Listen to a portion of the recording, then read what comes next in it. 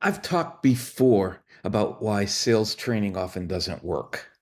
And we're going to revisit that subject today in my rant of the day. I'm Dave Kurlan.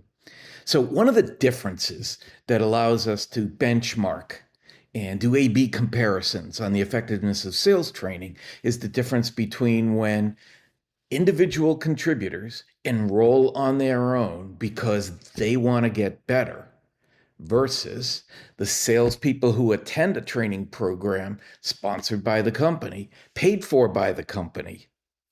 Now, there's two different motivations there. So the salespeople who are paying their own way don't push back. They don't challenge the training. They don't say, oh, I've heard all this before.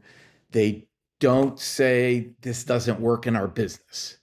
They say things like, wow, so that's why I'm struggling. Wow, this is going to make it so much easier. Wow, my win rate's going to skyrocket. Wow, selling's actually going to be fun now. Whereas the people who are sent by their company or the people who are participating in a company program. Now, and I'm not saying that none of these participants appreciate it, they do, but there's always a couple, and it's always a top producer, not a legit top producer, someone who is managing more revenue than anybody else.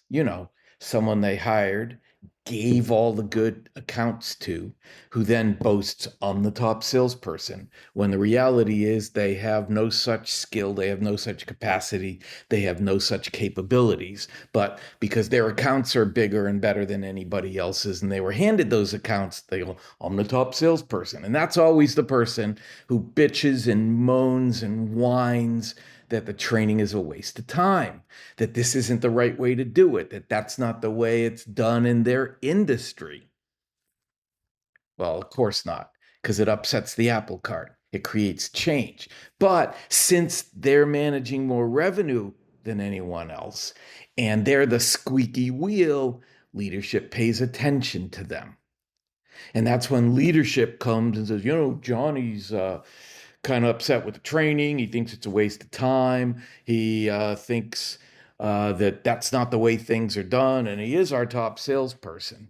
Now, I'm not suggesting that one squeaky wheel going to leadership complaining about the training ends up canceling the training. That's not what happens. But it does initiate a heartfelt conversation with leadership about what's really going on here, and is this person really the one you want modeling how things should be done.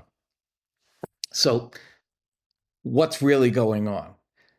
That salesperson's being pushed to adopt best practices, and it's basically a lazy salesperson who's living off their laurels, who's living off of somebody else's efforts, who's trying to cater a program to their liking rather than what's best for everybody. So we know that the lion's share of people who participate in a good, strong, effective, interactive, entertaining sales training program get a lot out of it. But we also know that there'll be a couple of spoiled brat salespeople who are going to take part, who are going to think it's a waste of time, resent being required to attend, resent being required to participate, who don't want to change, who are going to complain about it.